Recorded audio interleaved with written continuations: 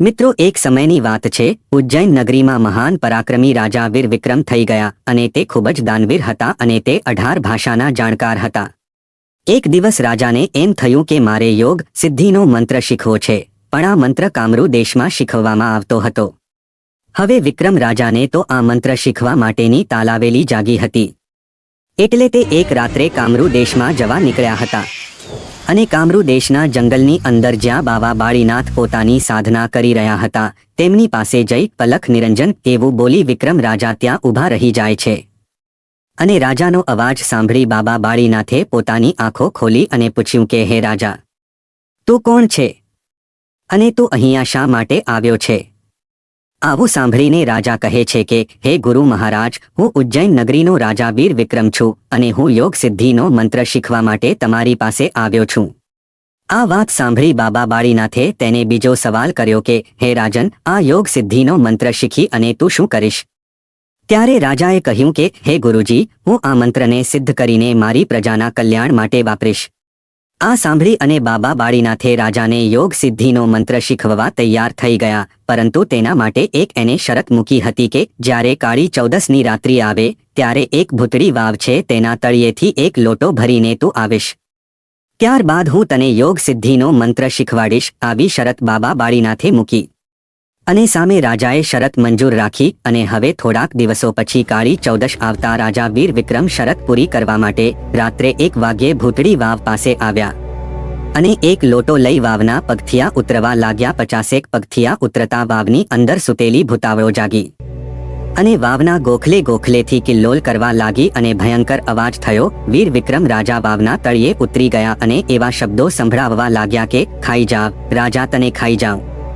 અને આ અગાઉ અનેક રાજાઓ પાણી ભરવા આવેલા પરંતુ કોઈ જીવતું પાછું ગયેલું નહીં. આ બધા જ રાજાઓ મળી અને વાવમાં 1200 જેટલા ભૂતો રહેતા હતા. રાજાએ બહાર આવવા માટે મહેનત ઘણી બધી કરી, પરંતુ તેનાથી હલાતું નથી. ભૂતડા હસવા લાગે છે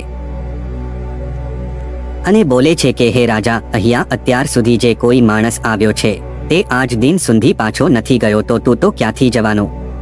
આવી વાતો સાંભળીને રાજાને હવે તો મોત સામે દેખાતું હતું. માટે વિક્રમ રાજાએ પોતાના કુળદેવી માતા હરસિદ્ધિને યાદ કરે છે. ત્યાં માતા હરસિદ્ધિ પ્રગટ થાય છે અને બોલે છે, હે વિક્રમ, તું અહીંયા શા માટે આવ્યો છે?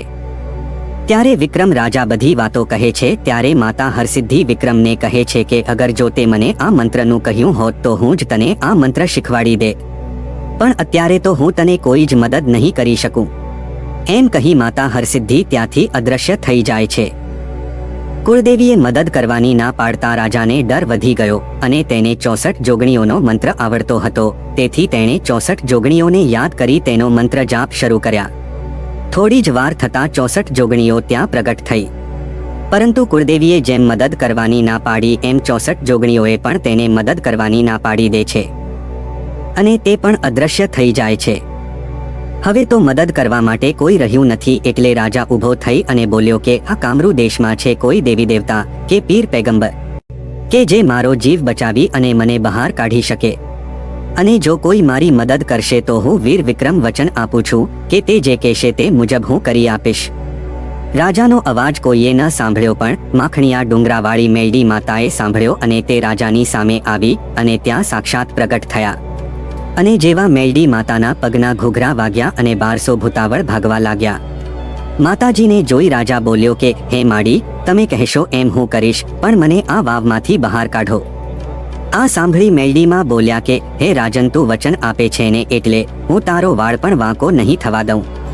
આમ કહી મેલડી માતાએ રાજાને બહાર કાઢ્યા. ત્યારે રાજાએ માતાજીને નમન કરી અને પૂછ્યું, બોલો માતાજી, હું તમારી માટે શું મદદ કરી શકું? ત્યારે મેલડી માતાએ તેને કહ્યું કે હે રાજા, હું મડાખાઉ મેલડી છું, મારે તારું કાળજું ખાવું છે. ત્યારે વિક્રમ રાજા પોતાની કટારીથી કાળજું બહાર કાઢી જાય છે. ત્યારે માતાજી બોલે છે, ના ના વિક્રમ, આજે નહીં, બરાબર 1 વર્ષ થાય ત્યારબાદ ફરી કાળી ચૌદસ આવ ત્યારે ગંધર્પિયું મહાણ છે ત્યાં તું આવજે, ત્યારે હું તારું કાળજું ખાઈશ. ત્યાંથી વિક્રમ રાજા પોતાના રાજ્યમાં આવે છે. આમ સમય જતા કાળી ચૌદસની રાત આવી અને વિક્રમ રાજા કટાર લઈ અને તૈયાર થઈ ઉજ્જૈન નગરીની ભરી બજાર તરફ નીકળ્યો અને ચાલતા ચાલતા આગળ જાય છે. ત્યાં રસ્તામાં તેને 4 જોગણીઓ ખપ્પર લઈ સામે મળે છે. આ જોઈ વિક્રમ રાજા બોલ્યો, હે જોગમાયા, તમે કોણ છો અને તમે ક્યાં જાવ છો? જોગણીમાં બોલ્યા, વિક્રમ, તારા ઉજ્જૈન નગરીમાં જઈએ છીએ. તારા રાજ્યના લોકો રોગશાળાથી મરી જાય એવી સાધના એક સ્ત્રી કરે છે અને અમારા મંત્રનો જાપ કરે છે, માટે અમે આ ખપ્પર લઈને તારી નગરીમાં જઈએ છીએ અને આ ખપ્પર રોગ દેશના છે જે તારી ઉજ્જૈન નગરીમાં ઠાલવી નાખશું, જેથી 6 મહિનામાં તારી ઉજ્જૈન નગરીમાં માણસો મર્યા જ કરશે અને આ જગ્યા જીવતું જાગતો મસાણ બનશે અને તારી નગરી ઉજ્જડ બની જશે. આ સાંભળી વિક્રમ રાજા ખૂબ જ દુઃખી થાય છે અને માં મેલડીને યાદ કરે છે અને કહે છે, હે જોગણીઓ, તમે જો અહીંયાથી એક પણ ડગલું આગળ વધો ને તો તમને માં મેલડીની આણ છે. અને માં મેલડીની આણ આપતાની સાથે જ ચારેય જોગણીઓ ત્યાં જ પથ્થર બની જાય છે.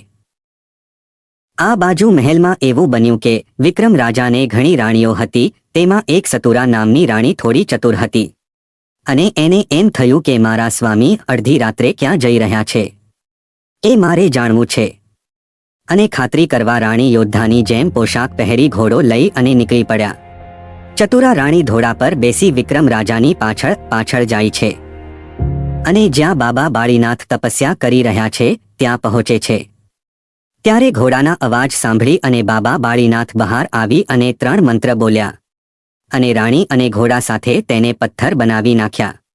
અને આ બાજુ વિક્રમ રાજા મસાણમાં મેલડી માતા પાસે હાથમાં કટારી લઈ અને પહોંચી જાય છે અને વિક્રમને જોઈમાં મેલડી ખખડાટ હસી ઉઠે છે અને બોલે છે કે, હે વિક્રમ, લાવ મારો ખોરાક લાવ.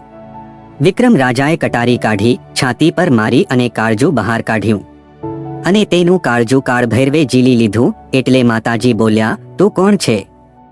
કાળભૈરવ બોલ્યા, મને માફ કરજો, મને શ્રાપ ના આપતા, હું કાળભૈરવ છું અને માં કાળકાએ મને મોકલ્યો છે અને આ રાજાનું કાળજું જમીન પર ન પડવા દેતા, નહીતર માતાજી ભોગ નહીં સ્વીકારે એવું મને કહેલું છે, એટલે હું અહીંયા આવ્યો છું. એમ કહી વિક્રમ રાજાનું કાળજું હાથમાં લઈ કાળભૈરવ માતાજી પાસે જાય છે અને બોલે છે કે, લો માં, તમારો આ ભોગ. અને મેલડી માતાએ વિક્રમનું કાળજું સ્વીકાર્યું અને કાળભૈરવને કહ્યું કે આ કાળજું તમે વિક્રમ રાજાની છાતી પર મૂકો. અને કાળભૈરવ એ કાળજું મૂકતા તરત રાજા સજીવન થઈ અને બેઠા થયા અને રાજામાં મેલડીના પગમાં પડી ગયા અને બોલ્યા કે, હે માતા, તમે મારા રાજ્યમાં આવો. ત્યારે માતાજી બોલ્યા, વિક્રમ, ગામના ગોંદરેથી ડાક વગાડી વધામણા કરીને મારું સ્વાગત કર અને તારા સોનાના સિંહાસન ઉપર મને મૂક. અને જો તારા મહેલમાં કંકુના પગલા પડે ને તો માનજે કે હું મેલડી આવી છું. મારું બોલ જો ખોટો પડે ને તો હું માખણીયા ડુંગરાવાળી મસાણી મેલડી ન કહેવાઉં. રાજા ત્યાંથી જીવતો થઈ અને રાજમહેલમાં આવી અને જુએ છે તો રાણી ગાયબ છે. માટે રાજાએ મેલડી માતાને પોકાર કરે છે.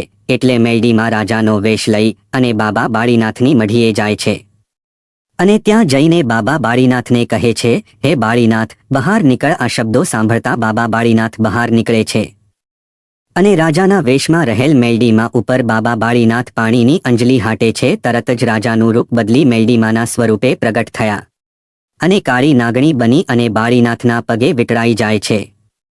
ત્યારે બાળીનાથ બોલ્યા, એવી મારી શું ભૂલ થઈ ગઈ અને તમે કોણ છો એ હું જાણતો નહોતો. આ શબ્દો સાંભળીને મેલડી માતાજી પ્રગટ થાય છે અને બોલે છે કે, બાપ, હું માખણીયા ડુંગરવાળી મેલડી છું અને સતુરા રાણીને પથ્થર બનાવી છે તેને તેમાંથી મુક્ત કરો. આ સાંભળીને બાબા બાળીનાથે તરત જ પથ્થર પર અંજલિ છાંટી એટલે રાણી તેના અસલ સ્વરૂપમાં આવી ગયા અને રાણીએ રાજમહેલમાં આવી અને રાજાની માફી માંગી અને બીજા દિવસે ગામના ચોરે ડાક સાથે ડમર વગાડી માતાજીના સામયા કરી અને સિંહાસન પર માતાજીને મૂક્યા. ત્યાં તો કંકુના પગલા પડ્યા અને માં મેલડી ઉજ્જૈન સિંહાસન પર બેઠા અને આ રીતે વિક્રમ રાજાએ તેની પ્રજાનું રક્ષણ કરવા માટે મેલડી માતાનું મંદિર બંધાવ્યું. તો મિત્રો, આ હતી માખણીયા ડુંગરના મેલડી માતાજી એ વીર વિક્રમને આપેલા પરચા વિશેની વાત. બોલો મેલડી માતની જય.